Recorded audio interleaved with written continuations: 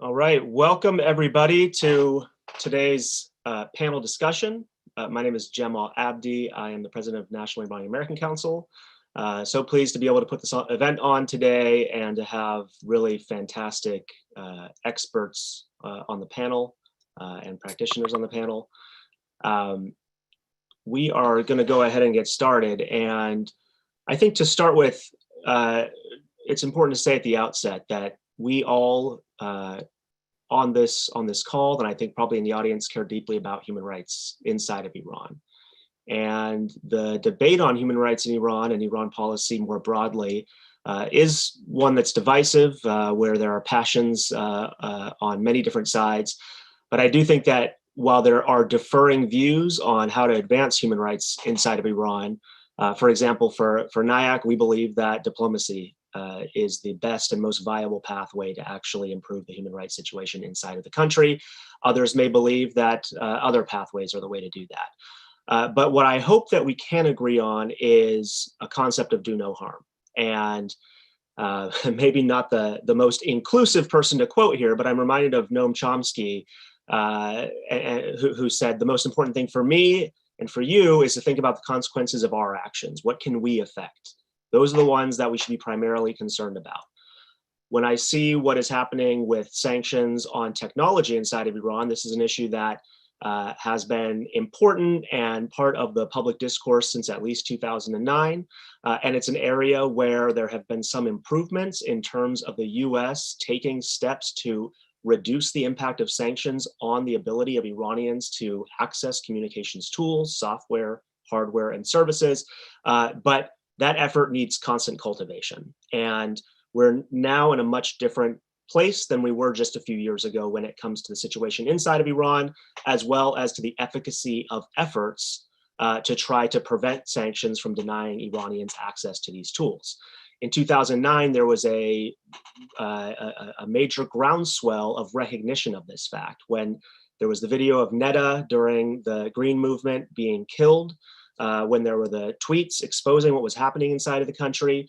And as American lawmakers and policymakers extolled the Iranian people for fighting for their vote and their right to speak, all of those tools that Iranians were using were accessed by them by circumventing US sanctions.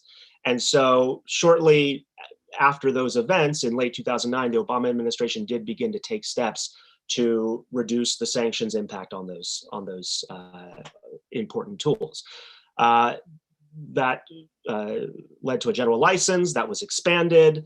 But when Trump took over or was elected into office, the situation changed, and companies who previously had even been engaging with the Iranian market and with Iranians began to pull back and began to err on the side of over-compliance with sanctions and cutting Iranians off from their services. So what we hope to do today is gather this audience of policymakers, experts, practitioners, as well as folks inside of Silicon Valley, particularly the large Iranian American population inside of Silicon Valley, and see how we can restore some of those efforts to reduce the impact of sanctions on the ability of Iranians to communicate freely. Now, before we get started, I want to introduce someone who has been instrumental in helping to plan this event. Masoud Logmani is a board member of the National Iranian American Council, and Masoud also happens to be at Google, so is in the heart of Silicon Valley, and hopefully will be able to be at the center of these efforts to organize to be able to affect change both at the US policy level and at the policy level of tech companies. So Masoud, would love to have you come up and talk a little bit about why this event was so important for you. Thank you, Jamal, and thank you everyone who has helped organize this event. The opening remarks that you had really took me back to 1388 and the Green Movement. Most of us, we can't forget the video of Neda. And as an Iranian American technologist, I've watched in frustration over the years how Iranian people's aspirations for democracy are stifled time and again. And increasingly, their attempts to organize and to inform each other and inform the world are not just blocked by the Iranian regime, but by our actions as well, our actions at the government level and also in the companies, tech companies that build these technologies that, as you said, they use to inform and organize each other. And these could be very, very well-intentioned actions, but the consequences are paid by the people of Iran. So in the light of also recent events, I mean, every few months, this pops up again, that you see people are not able to communicate and the internet is shut down. So this discussion could not have been more timely. Thank you for organizing this, and thank you for everyone who's participating today. Thank you, Masood.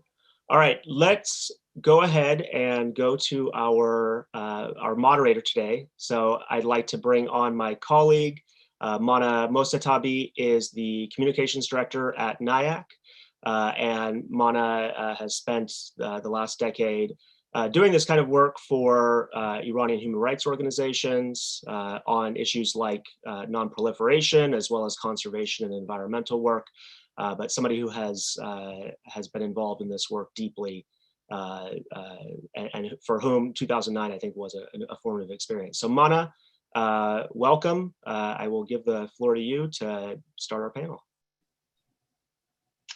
Thank you, Jamal, for the very kind introduction. Hi, everybody. Welcome to our panel. Just as a note, we are going to have a special guest today, so we may do a little bit of refingling to bring somebody very special on. But in the meantime, I wanted to introduce our amazing panelists, which during the panel discussion of this event, we are going to be discussing how the Biden administration and the tech industry can help support the Iranian people in their quest for tech freedom. As many of you know, the subject of internet freedom in Iran is complicated. On one side, you have the Iranian government, which has consistently cracked down on digital rights by throttling internet speeds, blocking websites and services, and building a closed national intranet. And on the other side, you have Iranians who circumvent these restrictions only to face another layer of restrictions imposed by tech companies afraid of running afoul of US sanctions. And to explore these topics, I'm proud to welcome our panelists. I have Masa Ali-Mardani from Article 19, Peter Missick of Access Now, Mike Linksvaer from GitHub, and Amir Rashidi from the Meon Group. Welcome, everybody. So we do have Congressman Ro Khanna joining in any second. So we will be going back to discuss with our panelists, but it is my pleasure and my honor to introduce Representative Ro Khanna. He will be opening up our conversation on internet freedom and Iran with some special remarks. Congressman Ro Khanna has represented California's 17th congressional district in the heart of Silicon Valley since 2017. He sits on the House Armed Services Committee and is the chairman of the House Oversight and Reform Environmental Subcommittee. The congressman is an advocate for greater investments in science and technology and is a leading voice on the progressive foreign policy debate, arguing for military restraint. So, without further ado, I'd like to turn it over in just a moment. While we wait for Congressman Ro Khanna to join, I actually was wondering if we could just turn to our panelists for just a second. And this is a question specifically for Amir and Masa, but obviously everybody, please feel free to hop in, which is really about the Iranian issue. How did we get here? What is it like to be an Iranian trying to access the World Wide Web that we can all pull up with a click? Amir, Masa. Masa, please, you go ahead.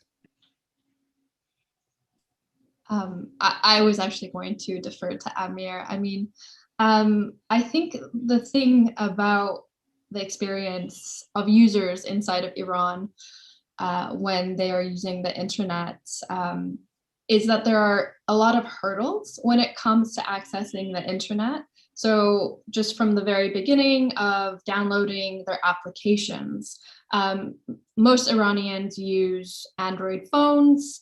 They need to use the Google Play Store. And so on the Google Play Store, which is one of the foreign application stores that's available to Iranians, if you do not have a VPN on and you're accessing the Play Store with the Iranian IP, you won't be able to access applications like Facebook or Twitter to download. So that's the first hurdle. And so you need to have a good VPN to be able to access all of the applications on the Google Play Store. And so the fact that you have this additional hurdle also means that there's additional security risks. So do you have a good enough VPN? Who is collecting your data off of the VPN you're using, where you're getting it from? And so if you already have that hurdle of being able to access the Google Play Store, there's a very good chance that you might be, downloading your VPN from, an application store that's not very trusted. And so as these hurdles build up, I feel like, it's inconvenient, and also there's added security risks when you're dealing with it. And this is obviously a combination of factors, including the controls presented by the Iranian government. And then you have, these additional inconveniences presented by the fact that US companies have to enact certain policies that create further restrictions for Iranians. And so I think that's, the core of the discussion we're having. And we could probably write a whole book about how we got here in terms of internet controls, which goes, all the way back to the introduction of the internet in Iran. And, a lot of the policies that we see in terms of controls online and internet stem all the way back to 2009 and the Green Movement, which is, I think it's great that we have Amir here, because I think he was one of the technologists on the forefront of battling those controls back in 2009. So I'll let him take it away from here. Sure, thank you. First of all, thank you for organizing such a fantastic event with super amazing panelists. Yeah, I would say, I had a chance to use the internet before internet become really popular in Iran, because I was studying computer science, software engineering, and it was like really fun kind of tools using any kind of computer network. When internet became available in Iran, it was a totally different experience than in, for example, 2009 and today. I think 2009 was the time that everyone, including the Iranian government, understand what kind of different role can internet play as a tools to connect people to each other and even become kind of media. In 2009, it was mainly, internet it was used mainly as a kind of media kind of tools, and that using the internet as a media kind of tools was basically fighting with the IRIB, because you were not allowed to go and are not allowed to go on IRIB and speak of your mind. And Mir Hossein Mousavi actually was the first one who actually ran the first, I believe it was the first internet TV in Iran during his campaign election, and obviously he is under house arrest since then. But today we are having a totally different kind of experience.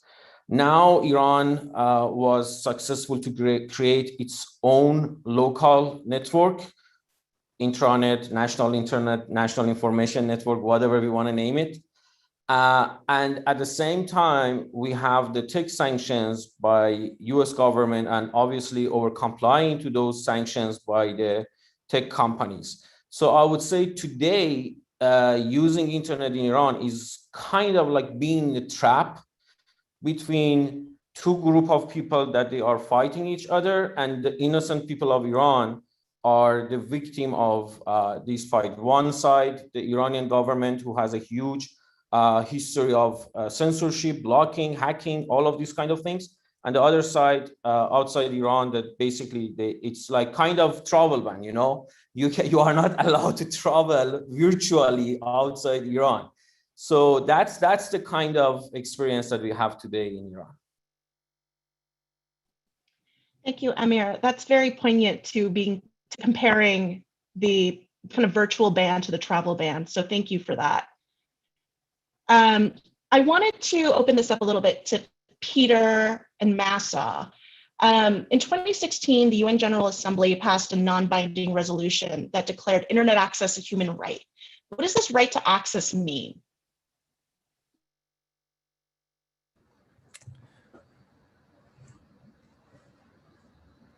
Thanks.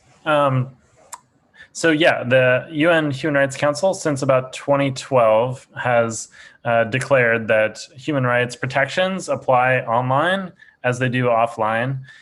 This was a groundbreaking resolution, and it's been repeated every 2 years until COVID hit in 2020.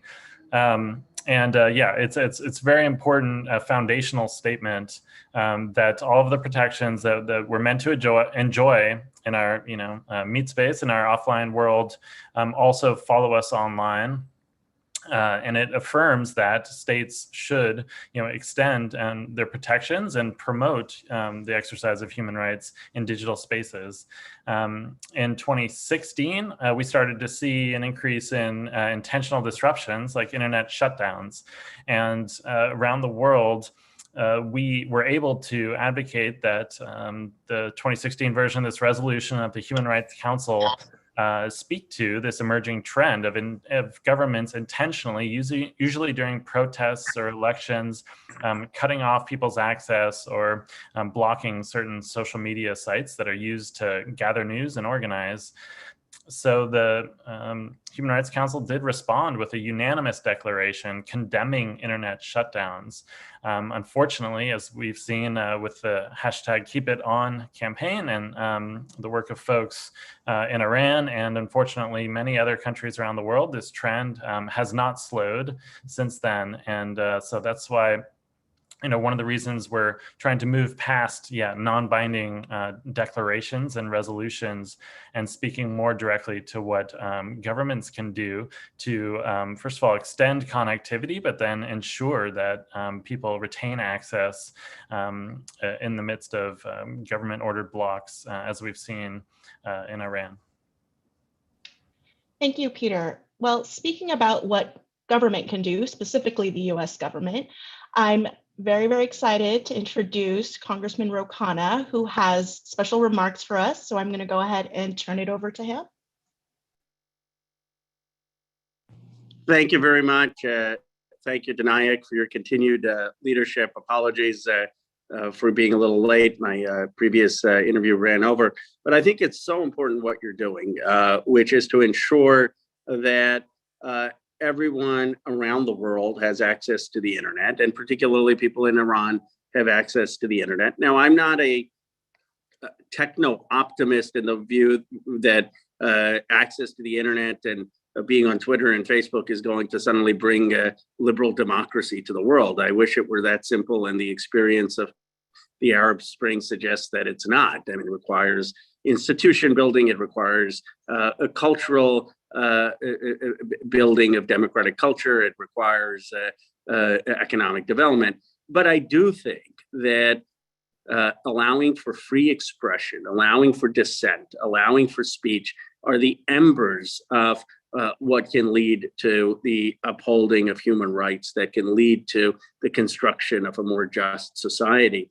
And that's why overly broad sanctions that restrict internet participation, that restrict internet expression, are counterproductive. It's not just that they are not in a moral, which I would argue that the right to participation in public speech and public forums is a human right. So we should not be infringing on people's right to that. But it's also that they're not in our strategic interest. We don't have a strategic interest to suppress dissident speech. I mean, if you believe that there are human rights abuses by the Iranian regime, if you believe that the Iranian regime has many challenges, you would want critics or people who want space from that regime to have a voice.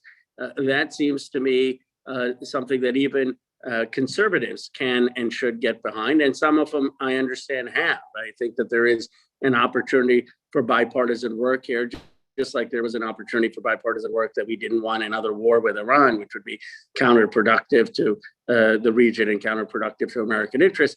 I think there can be bipartisan work that we don't want the sanctions to include the restrictions on services that would help Iranians have access to the internet and commercial activity, some commercial activity, but certainly a speech on the internet. So I will be working with members of Congress on that and look forward to your guidance, your insights in how we can make that effective. And Kate Gold, who does a lot of our foreign policy as my legislative director, will be very involved with that initiative as well.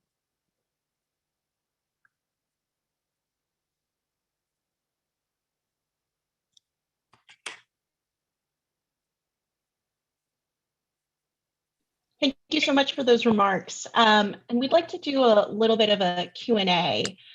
So I'd like to bring back Jamal to lead that. So Jamal, come on back on stage.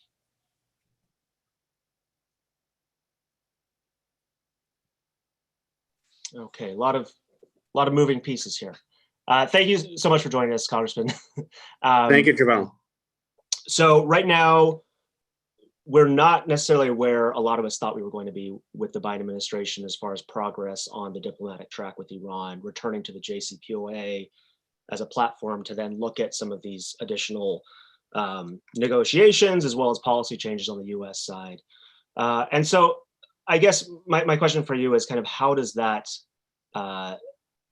impact this situation? Are there prospects for movement on sanctions, on technology, humanitarian sanctions, other sort of policy shifts that maybe if the White House and the administration are holding things close to their chest, is there opportunities for Congress and for outside advocates to push some of this stuff? What is the political landscape? What is the likelihood of that happening without a breakthrough from the Biden team?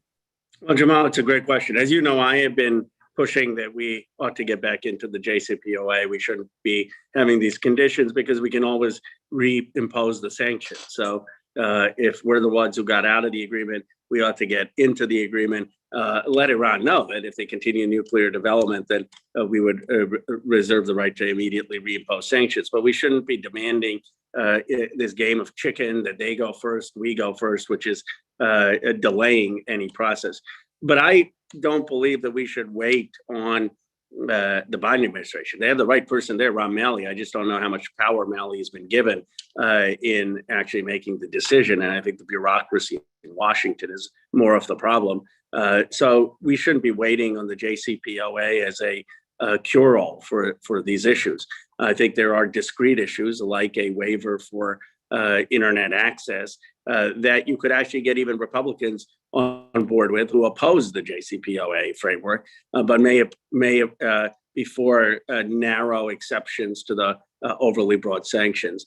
And I think that is an area to explore bipartisan work on, perhaps with the National Defense Authorization or in another piece of legislation, and should be a parallel track as we advocate for getting back into the JCPOA. And then while we have you, I would be really interested to hear, as a leader of progressive foreign policy, probably the leading voice in the House on, military restraint, led efforts to limit the U.S. role in supporting the famine and the humanitarian disaster in Yemen that, we've seen some progress on. What is your view sort of broadly of how we approach human rights in countries like Iran and in the Middle East as a whole? What should the U.S. be doing? What should we be advocating to our lawmakers and to the White House to be doing to advance human rights for legitimate purposes and not just as an instrument for more interventions and a continuation of failed policies that have not worked so far? How do you view the situation?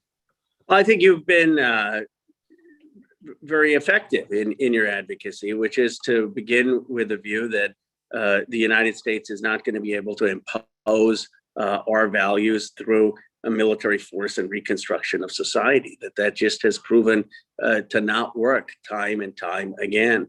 And that a far better approach is to lead on issues of technology, on economics, on moral persuasion, on building up a culture within the United States that models pluralism and can be an attractive model to the rest of the world.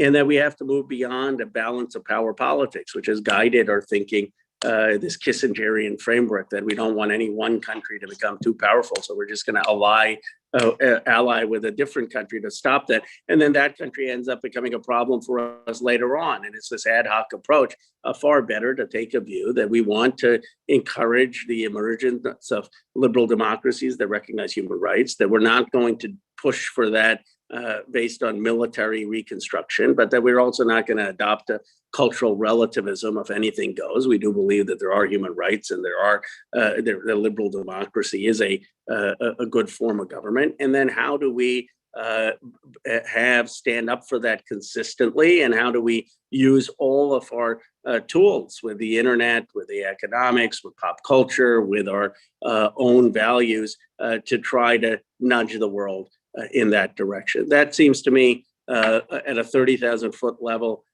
what we need to do.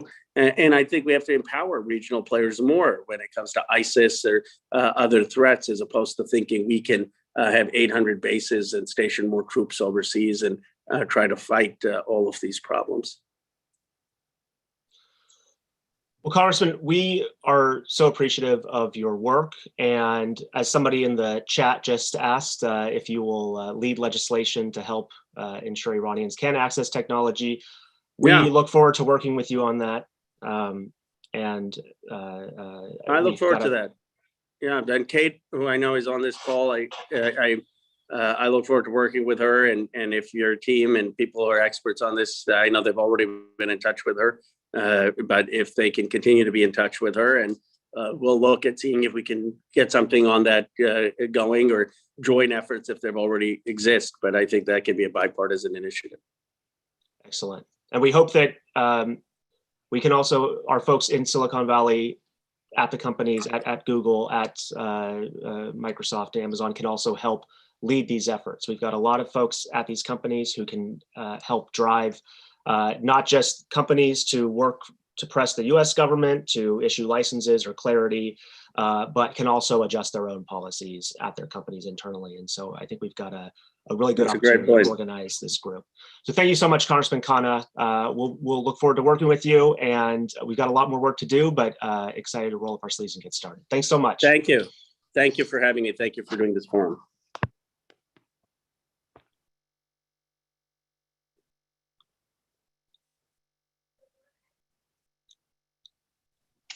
All right. Well, I think we can get back to our panel now.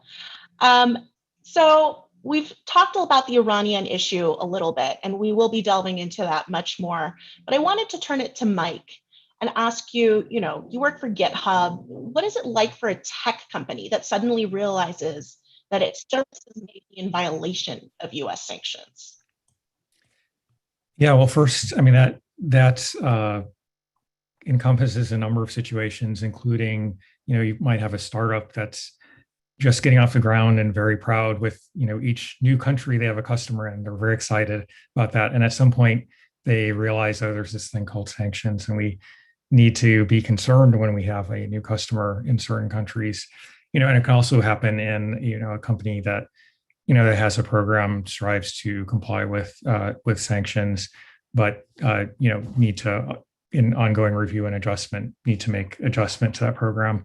And so I guess, one operative word in that question is the word may. You need to investigate whether in fact you're in violation of US sanctions.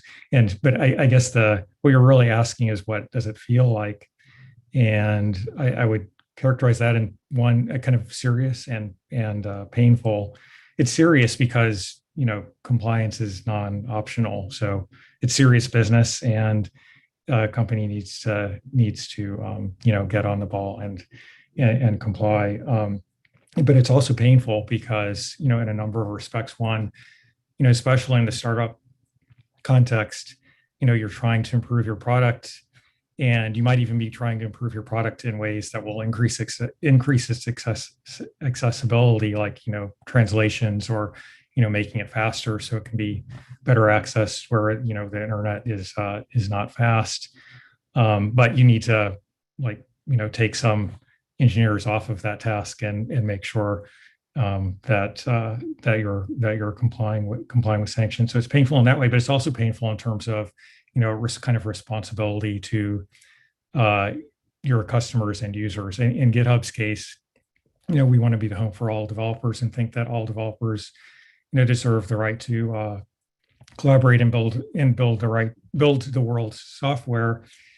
And if you have to cut off or limit access for some customers, and that's painful because it's kind of contrary to your company's mission. And it's also painful because it's can be expensive, and of course sanctions are very complicated. But from that, it's painful and serious, and you need to do something. Kind of from there is where companies can make different decisions to either take broad measures like basically blocking access from Iran, for example, or take both more nuanced approaches in trying to figure out what can be lawfully accessed, and then also advocating for more clarity or even changes in the law. And obviously GitHub has taken the latter approach. Great, thank you. Well, in sort of in this realm, we hear a lot about general license D1, and this is for both Mike and Peter. But what does general license D1 actually allow for, and what are some of the issues with it?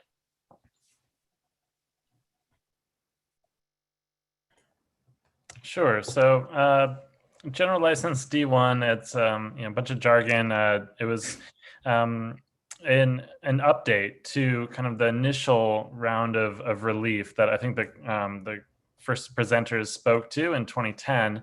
I think there was a lot of folks that realized that the U.S., the formal U.S. rules on export of goods and services and financial transactions with Iran were actually counteracting the U.S.'s own foreign policy goals there, and that they were preventing ordinary folks from accessing the free flow of information.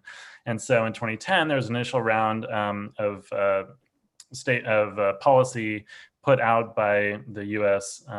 Department of Treasury, saying that if you're helping ordinary people use the internet for personal communications, helping them access the tech and largely like social media kind of tools they need free of charge, then that's allowed. You don't need a specific license. We're not going to hold you responsible with massive fines, but we quickly saw that there were limits to that initial statement, and so a few years later, General License D1 was developed through advocacy.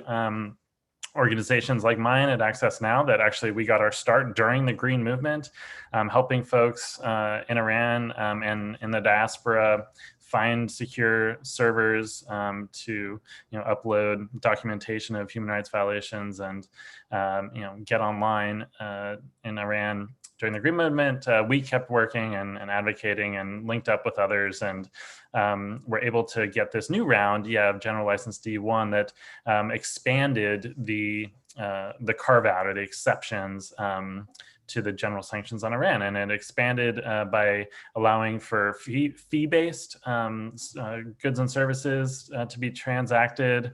It allowed you to re-export to, so whereas the first round only allowed you to send things from the US to Iran, this one allowed for the export from other countries in the region and elsewhere, along with other supplies needed.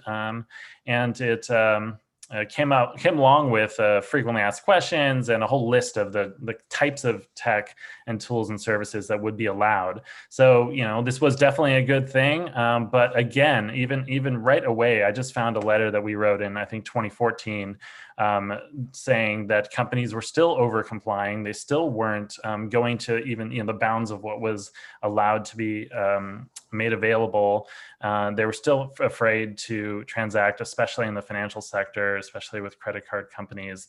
And the result was, too few people in Iran really had access to the services they needed.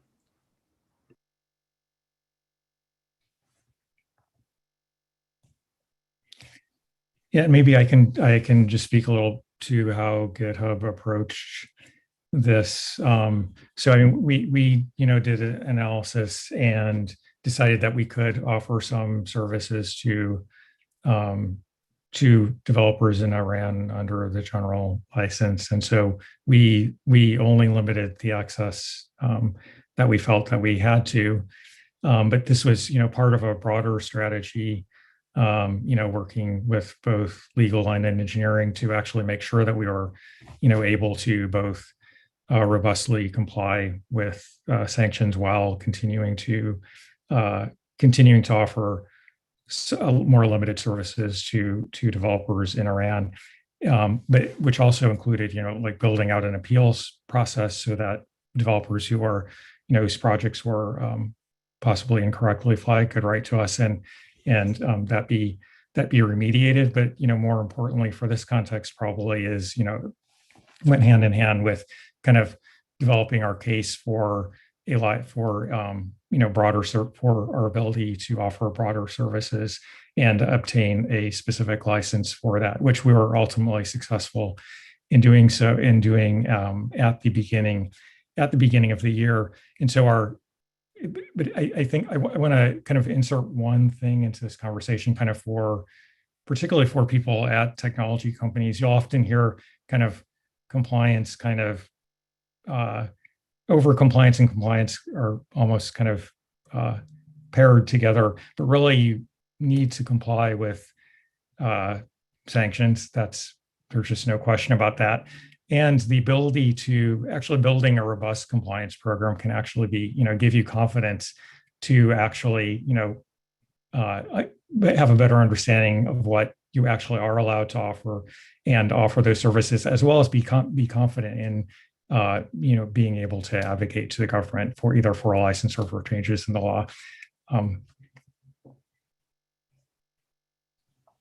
Great, thank you. And we'll be getting back to digging a little bit into the compliance issue in a bit, but I wanted to turn to our digital rights experts. We heard a little bit about how Access Now came out after the 2009 elections and how the org responded to the crackdown then. Masa and Amir, I'm curious, how do groups like Article 19 and Mian Group work to support tech freedom and access? And how specifically does Access help support the fight for civil, political, and human rights? And before I open it up, I wanted to say that we received a few questions and comments from inside Iran. And one that we got really kind of relates very much to this question. And it's from an IT expert and an active member of the Information Society in Iran. And he wrote to us saying that the impact of what he calls the anti-democracy sanctions on Iranian Information Society really has two aspects, which is that democracy and modernity are the product of the middle class in every society, but that Trump's maximum pressure campaign has weakened this middle class. And two, that these sanctions severely limit and restrict access to online technologies for people in Iran, and they've caused a significant increase in the price of online technology. And consequently, the price of participation in international information society then has significantly increased for the Iranian educated class. So I'm wondering if Masa, Amir, whoever else wants to hop in, if you can touch on that, but also speak to how your work supports the larger fight for civil rights, human rights, and political rights in Iran. Yeah, that's a good question posed by the technologists from inside of Iran. And I'd love to address that. But in terms of what we are doing at Article 19 and what a large majority of the work that preoccupies my time at the organization. And to preface that, Article 19 is a freedom of expression organization, which harkens back to Article 19 of the Universal Declaration of Human Rights, which wants to assert the right to freedom of expression and access to information. And as we know more and more, the right to freedom of expression is very much related to our activities online. So we focus a lot on access to the internet globally and in different countries, not just Iran. I happen to work on Iran within the organization. And I mean, the most important aspect of what we're talking about, which just seems very, I guess, detached from humanity when we're just talking about technology, it's to think about the real world impact on actual individuals inside of Iran. And so I think when we want to really see the human aspect of technology, the most, I think, kind of historic and really defining moment that I have seen within Iran in the past 10 years would have to be November 2019, which is when we saw one of the largest internet shutdowns in Iran, both in times of length, in times of distribution nationally.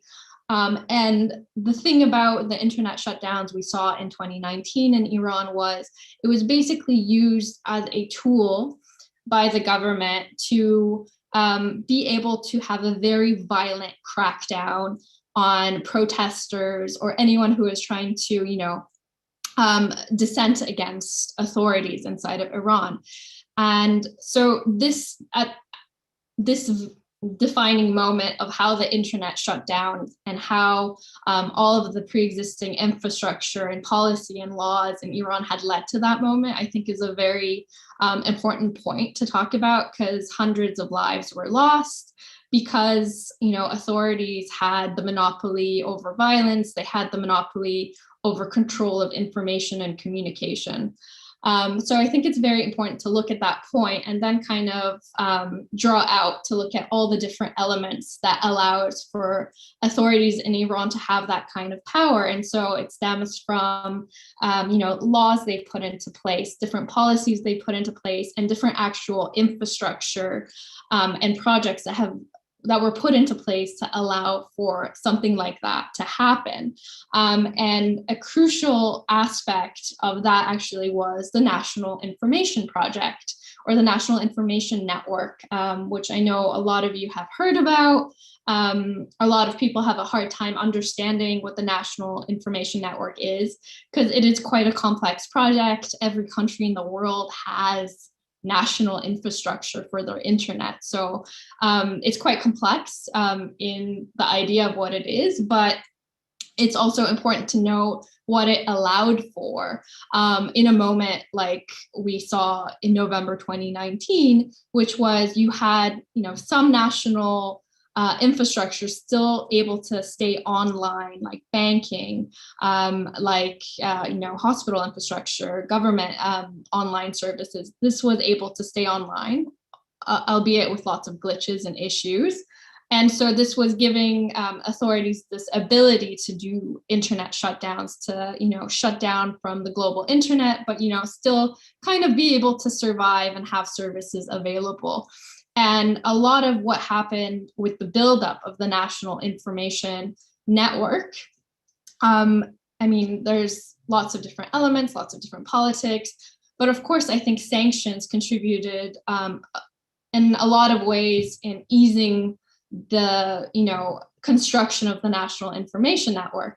So we have a system in place that very much wanted to control and centralize access to the internet. And even if you go all the way back to 2011, sanctions was helping the government implement what was necessary for the National Information Network. So US sanctions back in 2011 meant that web hosting providers in the United States couldn't host any .ir domains. And so this was a policy that authorities in Iran actually wanted. They wanted all of the websites to actually be hosted inside of Iran on the National Information Network. So without authorities even having to do anything, US sanctions was kind of pushing Iranians inside of Iran to rely on the national infrastructure.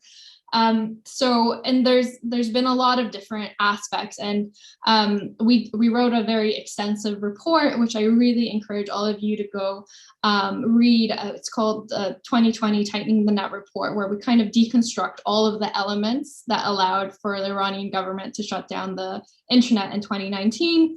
And sanctions is a large part of it as well, and how it's helped with this kind of nationalization of the internet. And I mean, there's, we've been talking about all the different services that have been restricted because of sanctions inside of Iran, and I'm sure all the other experts will delve into it as well. But at the core of it, sanctions also has this emphasis to want to isolate the economy and access to a lot of international trade and connections for Iranians. And so even for like small businesses and e-commerce and things like that, that isolation kind of promotes the ethos of the national information.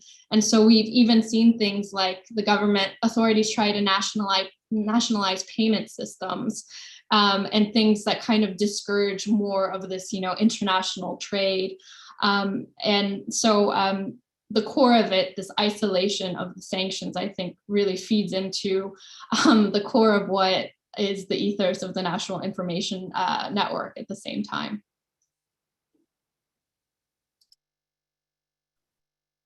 Can I add something to what Mahsa said? Okay. Good, thank you. Well, Mahsa, I think she covered the entire story of this national internet. But a bit about Mian. Mian is actually a very young organization, I guess maybe less than 2 years old. What we do is basically on internet side, we trying to continue our research to find out how the Iranian government basically shut down the internet and what exactly happened when they shut down the internet. At the same time, we also have focus on digital security, and recently we put out a report about a very long time hacking campaign by Iranian government or those who are affiliate to the Iranian government. And this is basically what and also doing a bit advocacy around the internet access and digital rights.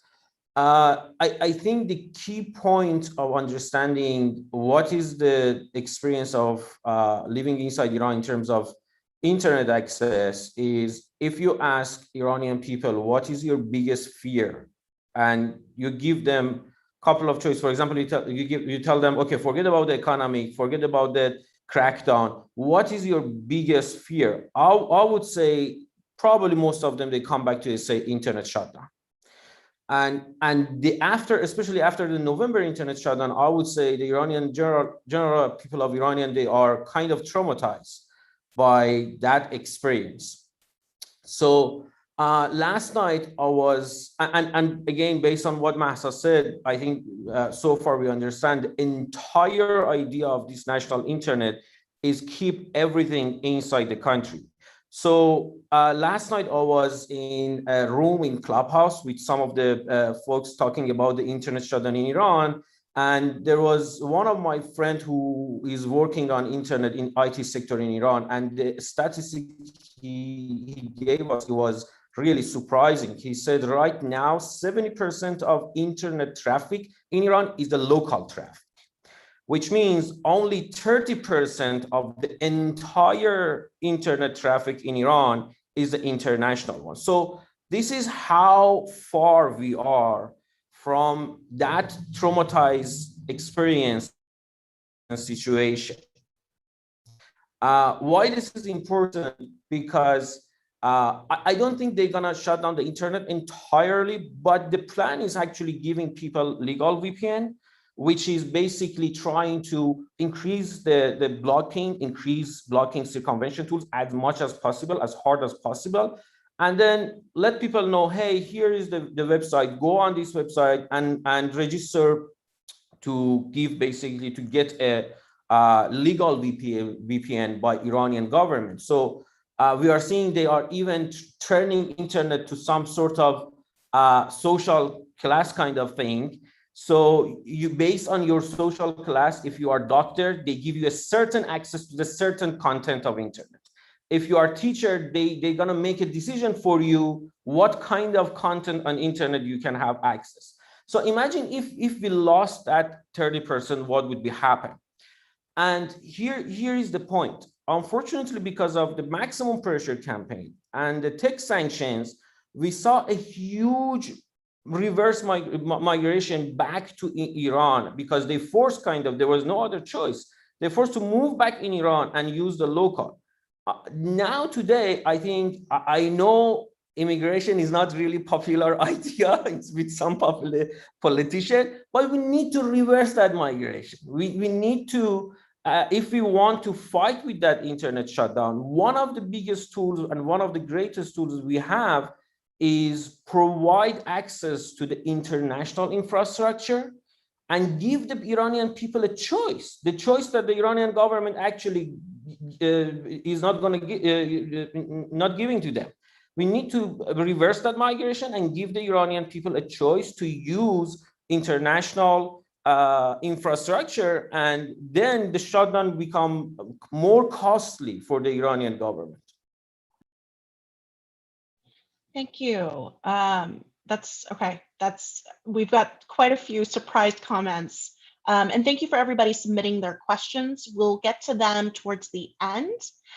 I wanted to quickly ask Masa, Peter, Amir, is the Iranian government right now cracking down on access and free flow of information ahead of the June presidential elections? What does that look like, and what should we be on the lookout between now and then?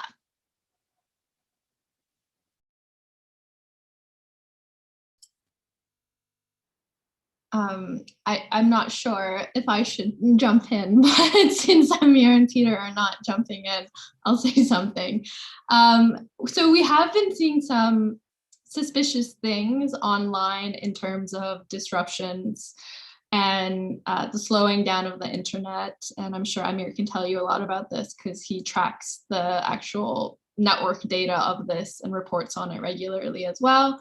But we have been seeing some suspicious things, and the response from officials about why these disruptions or technical difficulties are occurring don't always add up. So recently there was an interview by someone from the Ministry of ICT with a tech newspaper called Payvast in Iran, and they explained the reason why they have been seeing disruptions is because one of the cables leading to Iran, like the actual physical infrastructure, has been damaged, and they can't go fix it because there's NATO drills happening in one of the bodies of water that the submarine cables are running through.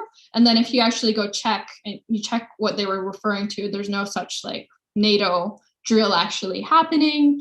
And they explain that the technical difficulty won't be fixed until like a week before the elections. Like it's going to take 3 to 4 months to fix this massive technical difficulty. And so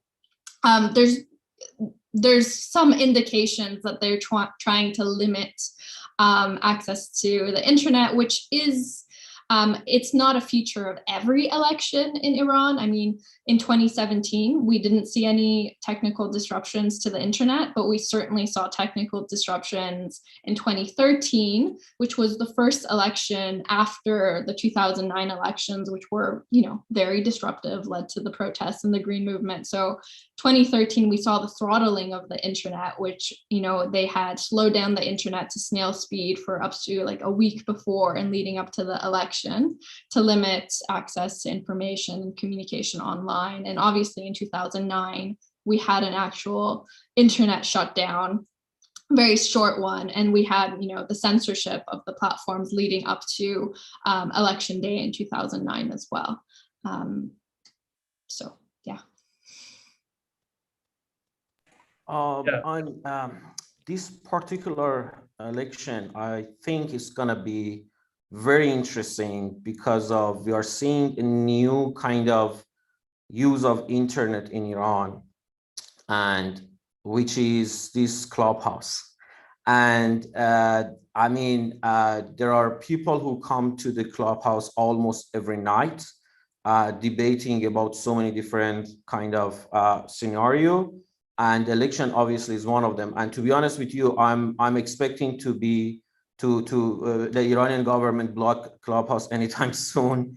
I put a kind of monitoring system to find out if they blocked it, and apparently 2 nights ago, Clubhouse was done by itself. And I thought, oh my God, the Iranian government blocked Clubhouse. So, but in terms of internet shutdown, the last internet shutdown, let me first of all give you the list of the internet shutdown in Iran, because I think it's really important. The first one was December 2018 for almost 13 minutes. This is before National Information Network or it is National Internet become totally basically implemented. The next one was November 2019 for more than 12 days. January 2020, 15 minutes. January 2002, almost 2 hours in one city of Behpahan.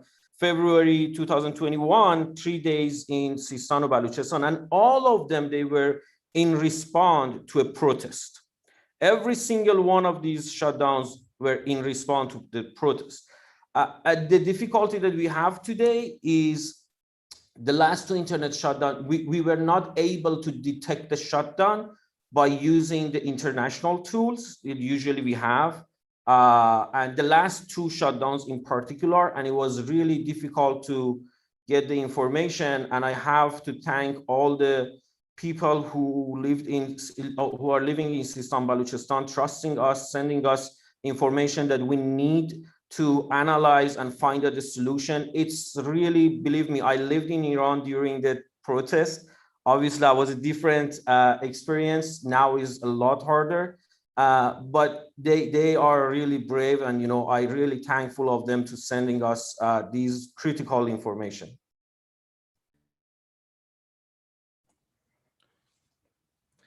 Yeah, sorry if I could just jump in again.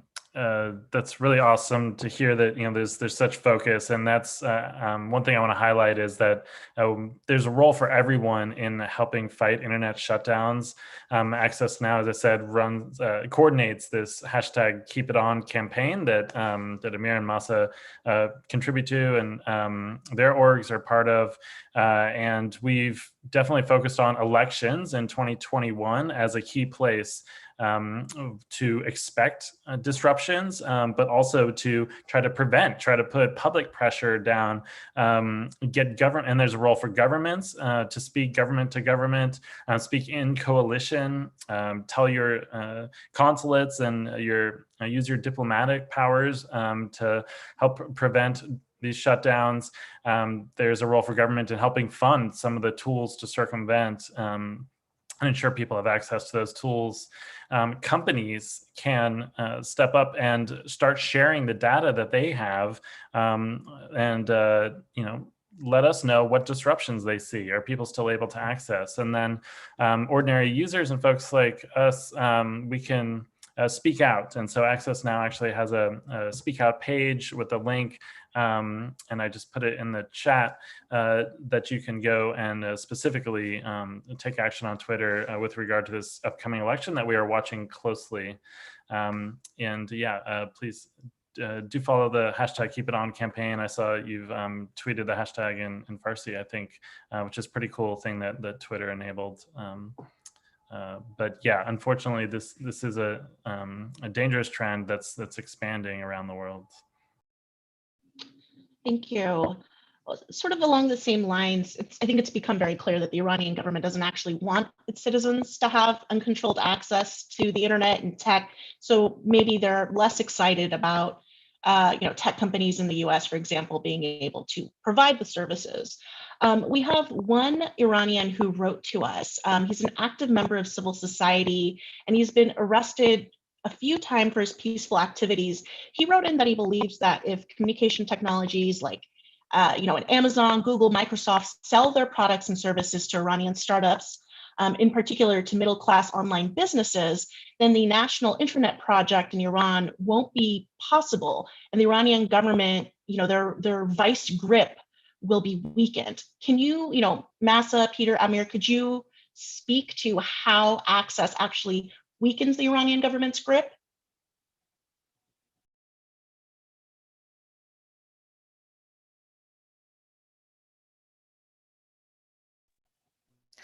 Now it's, I guess, it's like kind of Iranian culture, Tarov. We are waiting for another person to jump in and speak. Well, since other people are silent, I think the tech companies can play a huge role. We have here someone from GitHub that they did an incredible job. I think we all really appreciate what they did. That was such a difficult job to do. It took 2 years of a company, which is not a small size company, and obviously you have resources, and you can imagine how difficult it would be for like other companies. But I think tech companies, they have resources. They just need to feel kind of the pain of people who are struggling with access to the internet, and trying to see what GitHub did as a kind of role model, and basically adopt that and use this fantastic experience to help the Iranian people to basically get access to the internet.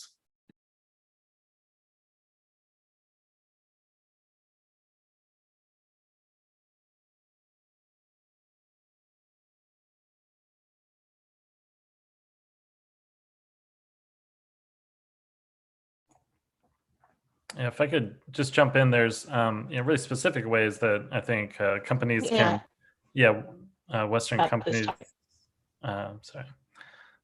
can make their their products and services more available. There's a group called TechSoup that tries to hook up nonprofits and civil society with discounted or free access to software and services that's usually quite expensive, and companies can do more to make their products available through TechSoup. They can reduce the kind of requirements that you be registered. A lot of activist groups can't really legally register in their country safely, and so there's more that companies can do to kind of free up that. And I think it's definitely, incumbent on companies under the UN guiding principles on business and human rights to make their services available widely, and especially to those at-risk communities who can't afford it or can't safely kind of buy these tools. Yeah, I just wanted to jump in with actually a kind of a success story we've had with a company that has actively tried to work to be very aware of its marginalized users, which I think often is a massive problem when you're dealing with companies whose main goal is profit. And so, it's been a massive, I think, movement, and, Access Now has been at the forefront of this, business and human rights movement as well. I mean, one particular success we've had was within our MENA team at Article 19. We were working, and these are other colleagues of mine who were leading this, so I'm not taking credit for their work. They were working with the LGBTQ community in the MENA region, which, even from Egypt, Lebanon, Iran, obviously a very marginalized and at-risk community. And so my colleagues actively worked to understand what the cases were, what kind of arrests were happening, and they reached out to the technology platforms that were catering to these communities, like dating apps like Grindr, and various other platforms where this community uses for communicating. They actively worked with these companies to implement actual changes that a lot of us see. If you are a user of Grindr, you will see some of the changes that were because of kind of bringing in what these companies need to do for their most marginalized and at-risk users. And so I think this is an entire movement of trying to get platforms to really pay attention and care about their responsibilities in these regions they might not necessarily always be thinking about. And I think that goes hand in hand with what we're talking about with companies trying to cater to being more accessible to their users in Iran. I mean, Amir keeps on bringing up Clubhouse, for example, and there's so many issues with Clubhouse because it has really been a technology that was developed in Silicon Valley for users in Silicon Valley, and it wasn't developed, for users in Iran, in China, or Egypt, where there's so many different aspects that you don't think about in America, like registering with your phone number and having everyone in your contact book be notified that you're on this app. Like I've been talking to various Iranians who are scared of actually going into various rooms on Clubhouse because, they have some random contact that they don't necessarily trust has their number, and they know they're on Clubhouse, so they're afraid of entering a certain room that might reveal what their political affiliations or political thoughts are. So yeah, this kind of needing to develop your technology from the margins, I think, is a very important movement, and I think all of the panelists here are very aware of it. And it's so great that we actually have this model that GitHub has given us of an actual company that has been really thinking about their users at the margins and paving the way. Thank you, Massa. So I'd actually like to turn to Mike. And I want to ask you about digital sovereignty, which is a topic that pops up frequently when we talk about access. What do you say to those who believe that providing access violates Iran's digital sovereignty? I think this is really a conversation that isn't every country is, unique in some ways, but digital sovereignty is a kind of a concern of governments around the world that, is in part legitimate. You think of it either as wanting absolute control in the case of like building a national internet and wanting to exclude everyone else.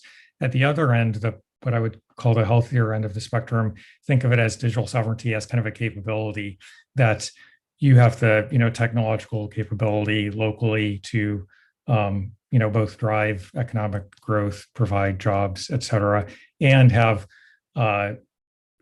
control in the sense of having autonomy about technical decisions that you make. And I think it can be seen as a little bit paradoxical, but actually, I haven't said what GitHub is yet. I don't think, although I've kind of alluded to being the home of all developers and such. But GitHub is really a platform where developers come and do their work creating software, and they do that very collaboratively. They write code, debug code, talk about issues with the code, and they could be building anything from a VPN to enterprise software. And GitHub is the largest such site with over 56 million users collaborating on over 100 million projects.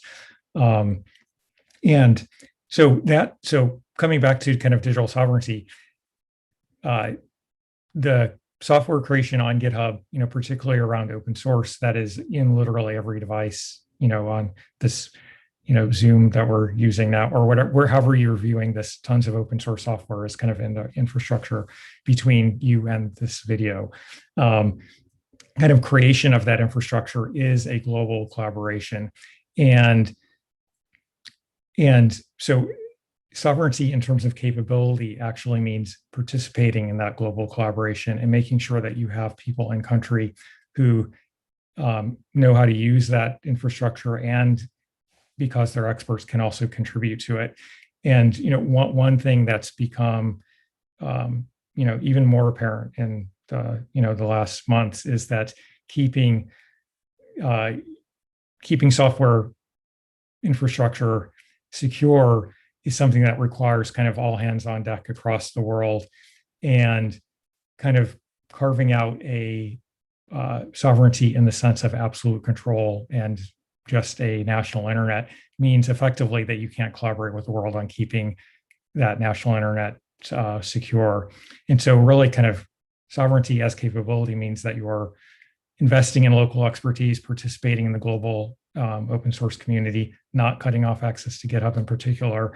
And that's what really, drives economic growth. And I mean, there are even like studies on this that basically more contributions to GitHub strongly correlates to more, more startup formation, more IT innovation, et cetera.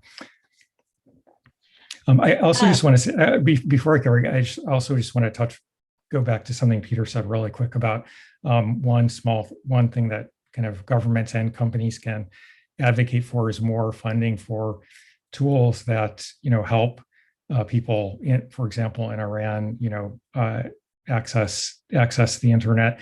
And actually one, GitHub is very much for that, in part because many of these tools are developed on GitHub. But one small instance of that GitHub was really proud to participate in with a bunch of NGOs, I think, including Article 19 and Access. And Access Now was the around the Open Technology Fund, which ironically was defunded in the last administration, but is now back on track. But that's another super important area for, I think, companies to help with.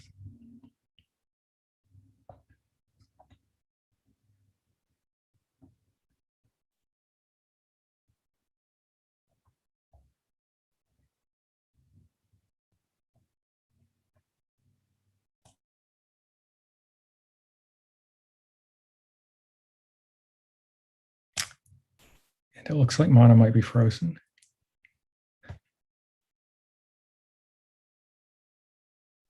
Oh, there it is. So I wanted to ask, kind of along these lines, GitHub secured an OFAC license in January, allowing it to offer services to developers. And so I have a kind of a multi-part question. What was the driving factor for GitHub to pursue the license? What was the process like? And what were the arguments GitHub made to be able to secure it? Yeah, so the driving thing is really, like I said earlier, that GitHub wants to be the home for all developers. We believe that everyone ought to have an equal right to participate in creating the world's software. And so the kind of the easy route of just blocking developers from Iran from participating was kind of a non-starter. So we knew we had our work cut out for us. So the process, first, just to kind of speak up for compliance again, first involved making sure that we were in compliance, and that we developed a really good understanding of what the general license allowed us to offer, and offering those services while showing good faith that we were being compliant. We made numerous arguments. I can give you the flavor of some of them. I mean, but probably the first thing that's not actually unique to this. Actually, it's kind of the first thing we do in most conversations with policymakers is kind of explain what GitHub is, because even though it's the general population isn't aware of GitHub, but it's where millions of software developers kind of live every day, and kind of the awareness of how software is actually developed, especially contemporary software development that happens on the internet, very collaborative on GitHub. We kind of have to explain what does GitHub actually do, and of course that's very related to license in this case, because we need to explain how that collaboration actually furthers personal communication. And so both being clear about how the services we offer are already allowed as personal communication, but also being clear about where there's uncertainty, and we actually need a license to be confident in being able to offer broader services. And we also emphasize both in the very big picture and specific case of Iran how offering broader services is actually very aligned with U.S. policy.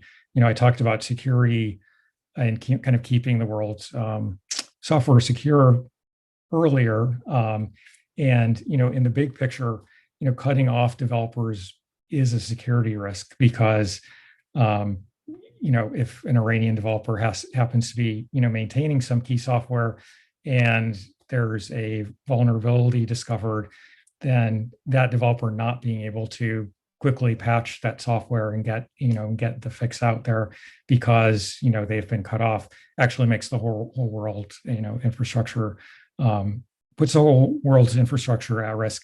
And it also puts there more specifically to Iran, also puts people who rely on circumvention tools, for example, at risk if they're getting their software from sketchier places rather than a platform like GitHub. And then that's kind of really tied into how software collaboration, allowing software collaboration, including from developers in Iran, is very much aligned with the intent of U.S. policy here.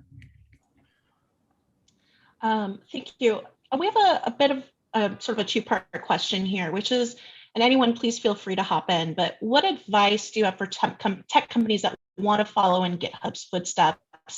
And then in terms of the general license D1 process, what would you recommend to the Biden administration in terms of streamlining it and making it more accessible to tech companies?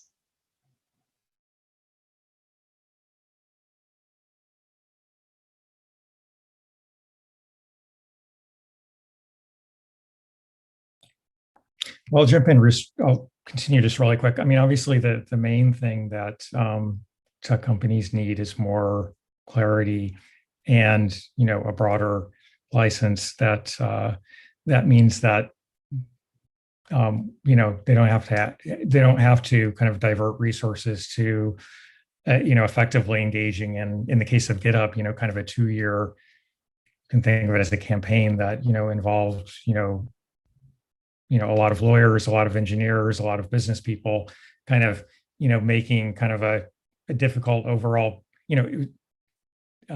very natural for GitHub because, as I said, we want to be open for all developers, but difficult in the sense that it's a big resource commitment, and also kind of political in the sense that we need to figure out how how this is going to play into how policymakers are seeing GitHub overall, because of course sanctions aren't the only issue. In fact, they're not even the only trade issue. There's also super complicated export control regime.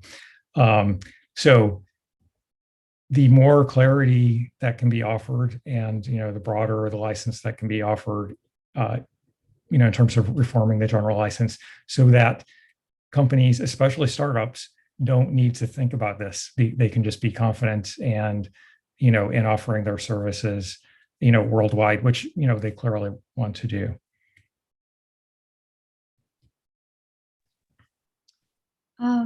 So one thing I just wanted to add, because I know I've been talking to some other companies and I keep on referencing GitHub's model, and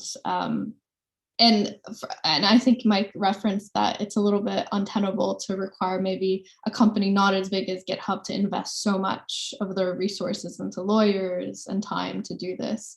And one thing that we have been focusing on, and I know that even NIAC itself, the NIAC team and their lawyers have been trying to work with OFAC on, specifying the terms of general license GLD1, because the term is personal communications, and it becomes so difficult to understand what personal communications is in so many different contexts.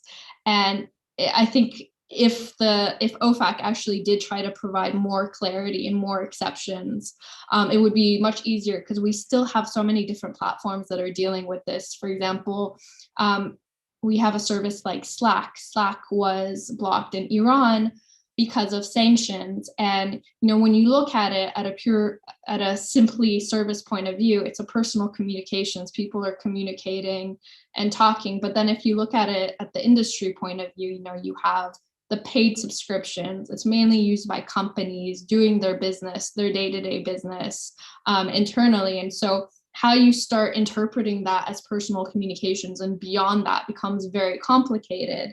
And there isn't enough reassurances within GLD1 to stop a company like Slack from doing what they did, which was censor their platform. Obviously, we don't know what the internal dynamics, or what, if Slack was under certain kind of pressure from the US government before they did this. But yes, it seems it's a bit untenable to require every company to do what GitHub did. Obviously, if they have the resources, they should, but I think the focus should also be on the systemic changes that need to be done with this personal communications exception. Great. We have a lot of questions coming in from the audience, and I'd love to get to them. But I want to zoom out just a little bit before we get there and ask our entire group of panelists, what are the larger implications of failing to provide access to Iranians, or really to any other citizens of states caught in the web of US sanctions while also battling their own repressive governments? What does it mean for the global internet and really innovation if access is a privilege, not a right?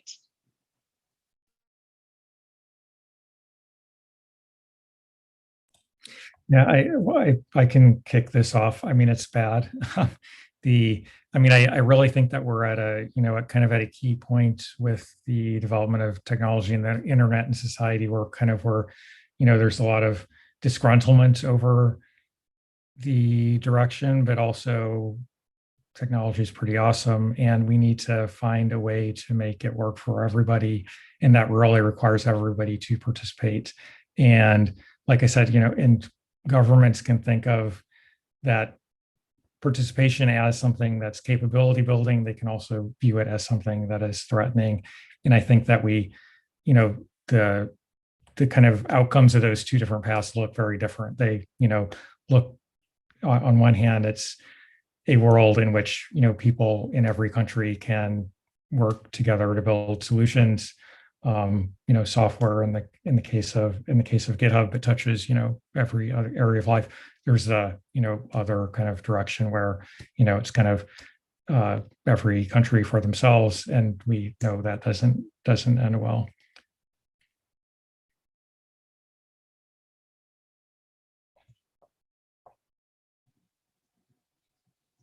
Peter, Massa, Amir? Yeah. I mean, just to add on, the internet has been the greatest, vehicle for freedom of expression, for finding and creating identity and affinity groups across borders that's ever been created. And I think we need to hold that true, but also interrogate what made that possible and what's threatening it. And this is kind of an inflection point where I think whole blocks of countries are going to start pursuing a suite of services that enhances the government's sovereignty or the ruling party's sovereignty. And so, especially during the pandemic, we've seen how essential the internet is, not just to, social, and there's nothing wrong with that and social, but also education, health, health essentially. Really want to make the case that I think, as Mike started out, yes, complying with sanctions is serious business, but also denying access to products and services is equally serious, and I would say arguably has a bigger long-term impact on the human rights and safety of entire communities.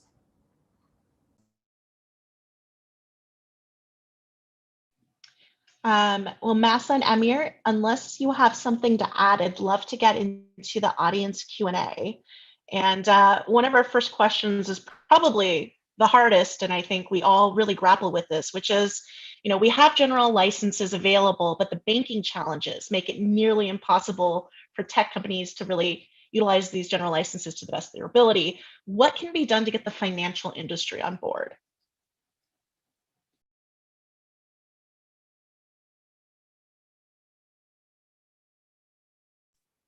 So, sorry, I just wanted to make sure I understand the question. They're saying beyond the tech companies, what should the financial industry be doing?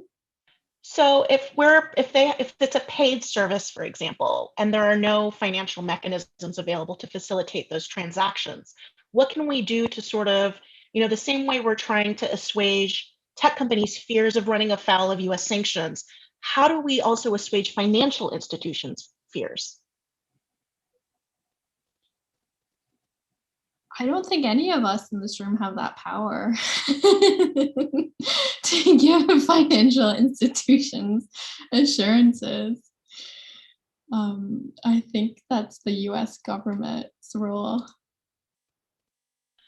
So it seems like, and we'll be, I mean, this is a tough question, and I think this is really up in the air in so many ways. And Mass, I think you're right. I think additional OFAC guidance, the same way that we are asking for the general license D1 to be, clarified. I think a lot of this clarification also needs to be given to financial institutions. And as somebody pointed out, I think we could have an entire separate panel just about the financial mechanisms that are involved in all of this. So we're going to put a pin in that. And definitely, I think we need to have a longer conversation about this.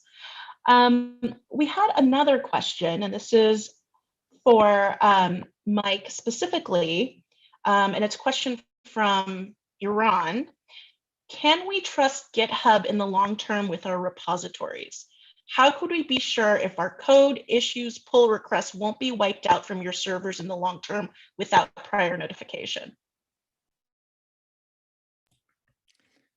Well, I can say that it's our top priority to keep code available and be the home for all developers. Every platform also does need to comply with the law, so we sometimes need to take down content or flag accounts due to legal requests. We do have we try to be as transparent as possible about that, and also I think, as you've seen, advocate to change the law or get the license, whatever is appropriate, to make sure that we can offer services and keep content up as much as possible. Just speaking to the there's a whole nother kind of conversation that I think is complements this about transparency, but I'll kind of talk about a couple of the ways that GitHub is transparent. One, on our transparency report that many companies publish, these that talk about legal requests, including things around intellectual property, but also government requests for user information, government takedowns, et cetera. We actually added something around trade appeals to our most recent transparency report, and that kind of a lot of this around trade compliance is it's not a very open conversation. So I think adding some transparency to that can be very helpful, and kind of to the question, hopefully build trust with users and customers. And then another thing that we do is we actually have a couple of repositories on GitHub. Again, a repository is kind of the unit of collaboration that developers build software on GitHub, and typically, and you can kind of see each version, see a change, et cetera. But we use GitHub repositories to add transparency around certain kinds of legal requests when content gets taken down, or we get and so we have a repo in particular around government takedown, so you can actually go and see what the request was and how we acted on it. So I hope that builds trust, but also I really hope that this kind of episode gives developers around the world a lot of confidence that GitHub does have a robust compliance program, so that we can be confident in keeping services available, and we stand behind that, not just through offering our services, but also through advocacy to make sure that that fundamentally we're allowed to keep offering those services. Thank you so much. Somebody quickly asked if NIAC, my organization, reaches out to companies that are over complying with sanctions to educate them on the impact. And just to quickly answer that, the answer is yes. We do this with financial institutions. We've seen this with Bank of America. Most recently, we actually a few days ago sent a letter to Venmo and PayPal because they were freezing and or shutting down accounts where in the memo it would say something like Persian food. And so they've actually been very cooperative, and we look forward to continue to work with these companies in order to educate them about the impact of this. Not only is it, quite literally impacting folks in Iran, but it seems that Iranian Americans in so many ways are being targeted by bad algorithms. And so that's the short answer. We had another question, which was, in the past few years, we've witnessed tech workers organizing, unionizing, and speaking up against their company's policies. How can Iranian tech workers in the US challenge their company's policy? Has there been any example of organizing around these sanctions-related issues within companies? And I'd like to open that up to all of our panelists. Yes, I don't know of any, but I try to reframe that a little bit. I don't know if challenge is necessarily the right approach, because fundamentally companies want to offer their services worldwide. And so, one helpful framing might be to think of it instead as, making appropriate investments, doing things that are aligned with the company's mission, et cetera. I don't think it necessarily needs to be confrontational.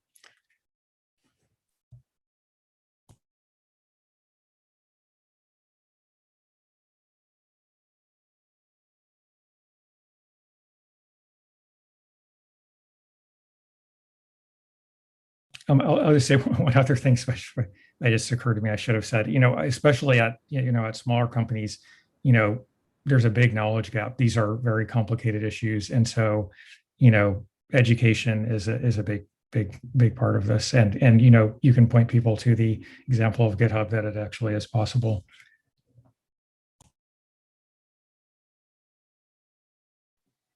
Peter or Amir or Massa, did any of you want to hop in?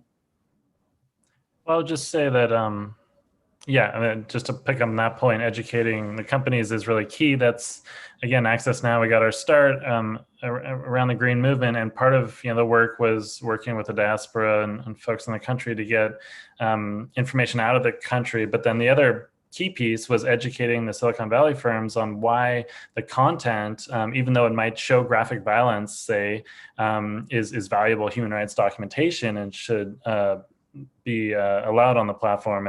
And that led to our ongoing conference series, RightsCon, and that's an important place that we convene activists and frontline workers, technologists, and governments and companies to have these conversations like we're having today. And so, yeah, really, really happy, and I hope this conversation can continue at RightsCon. I would like to add something. First of all, I think the one of the greatest culture that the tech people they have, I give that credit to the tech people, myself one of them, that if you look at the tech companies, actually, you see those who work for them kind of routinely, they protest when they see something goes wrong. We are seeing this kind of protesting, and I don't see it necessarily as a kind of confrontation kind of thing.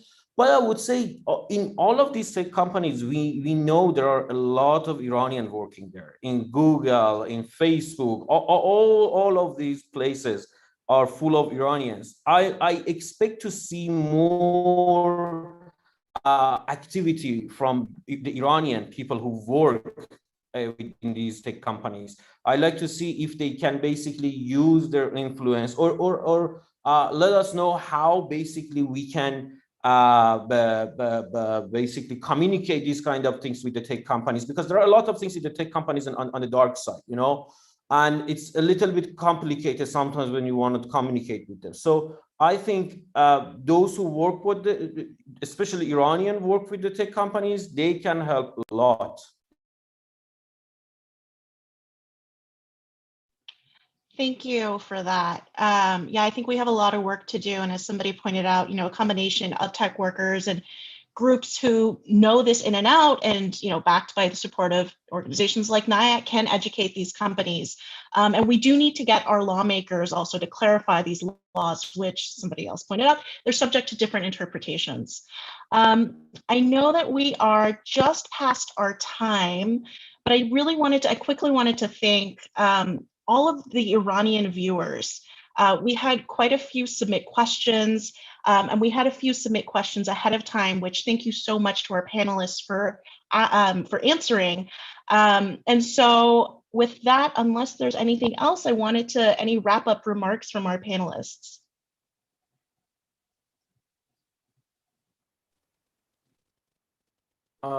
I have just one thing. You said that you are going to basically collect all of those questions and comments, because I saw some of these comments on the chat as well, and I know there are a lot of people in Iran.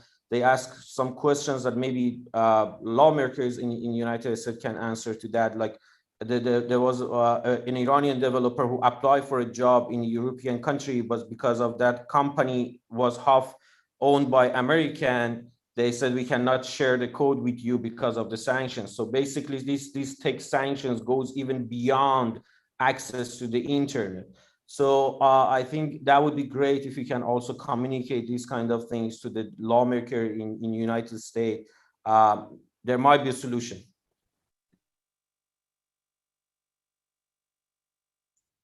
I just wanted to jump in. Peter or Mike? Hello, can you hear me? Sorry. Yeah, I just wanted, I echo Amir's points, and I just wanted to thank your organization, NIAC, for bringing us together on this platform. It was really, I think, valuable and a learning experience to all of us to hear Mike talk about GitHub's perspective, to hear a congressman talk about, the future of these policies in the US. And I know you guys have actively also been, working with OFAC to try to clarify the general licenses. So thank you. And thank you to all the panelists. I know Amir works tirelessly on this issue. Peter, and obviously what Mike and his organization have done has set a really important precedent. So yes, thank you for having me. yeah, just to echo that, I really appreciate joining. I think I can speak, and as a lawyer, I think lawyers are to blame for a lot of the overcompliance at tech companies, and generally, the conservative approach has not been helpful to the struggle. So I just want to name that and say, reach out to other lawyers to begin to listen. Yeah.